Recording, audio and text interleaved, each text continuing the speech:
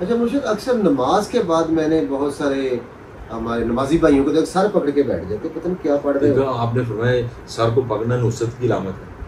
وہ کہتے ہیں ہم یا کبھی پڑھتے ہیں، وہ الکبھی پڑھو، ویسے پڑھا جا سکتا ہے. ماتھے پہ کیوں ہاتھ رکھتے ہیں؟ یہ نصرت کی علامت ہے، ماتھے پہ ہاتھ رکھنا تو یہ بالکل نہیں کرنا چاہیے. ویسے پڑھیں، اللہ کو نہیں پتا کیا پڑھ رہے ہیں. دماغ ہاتھ رکھنے سے دماغ کو بہتر ہوگا. میں ادھر جنوں سے نکالتا ہوں جلاتا ہوں، میں تو کسی کو ہاتھ نہیں لگاتا، سب لوگ جانتے ہیں اللہ کے کلام سے جڑتے ہیں. اللہ کو ہر چیز کا پتہ ہے. میں الکبھی پڑھ رہا ہوں تو دماغ کو مضبوط کرنے کے لیے پڑھ رہا ہوں، تو اللہ ادھر ہی مدد کرے گا. مرشد، پورے قرآن پاک کا مطالعہ کیا جائے، اللہ کے ناموں کا مطالعہ کیا جائے، کہیں یا نہیں. جی ہمارے علماء حضرات بار بار ہر مسئلے میں یا لگاتے ہیں، مسجد کے اوپر بھی یا اللہ یا محمد. جو الخالق والباری والمصور والعثمان، رب سے ال لگتا ہے. جیسے یا الحی القیوم، ایسے الحی القیوم ہے. پورا قرآن سارے میں ال آتا ہے، اللہ کے ساتھ ال آتا ہے. تو ہم تو کوشش کرتے ہیں جو حقائق ہیں. میں تو بعد میں کہتا ہوں، باقی لوگوں تو پہلے کتابیں لکھی ہوئی ہیں. میں تو اب بھی کہتا ہوں بھائی اب بھی صحیح ہو، جو بتائی ہو سکتی ہے. ال لگاؤ، یا انسان پہ لگتا ہے، رب پہ ال لگتا ہے. قرآن اٹھا لیں، خالق والباری والمصور ال لگا ہوا سے.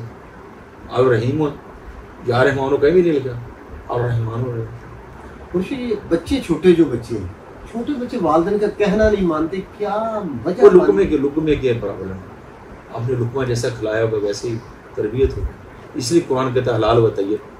لقمے کا بڑا عنصر ہے اولاد کے لیے. لقمہ حلال اور طیب کھلانا یہ ضروری ہے. حلال کے پیسوں سے بریلر گھر میں پکایا جائے، یہ ظلم تو ظلم ہے. یہ ظلم وہ بھی دیکھیں. برائلر تو ہندو سے چھوڑ گئے، ہندو سے کہ نہیں برائلر کھاتے، اسے کرایت آتی ہے. اتنی ہمارے مسلمان کب سمجھیں گے؟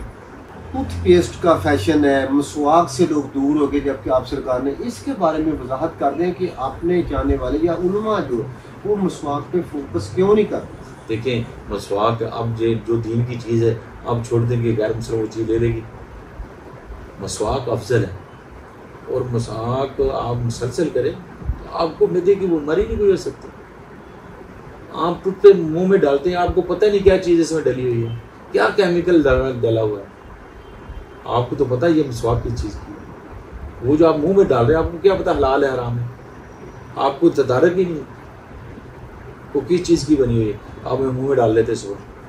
ویسے آپ کو کوئی نیچے سے کوئی گندی چیز اٹھائے تو آپ منہ میں نہیں ڈالتے، تو وہ ڈال رہے ہیں صبح پیسے لے کے. آپ کو پتہ نہیں اس کے جزا کیا ہے، اس میں کس چیز کے بنی ہوئی.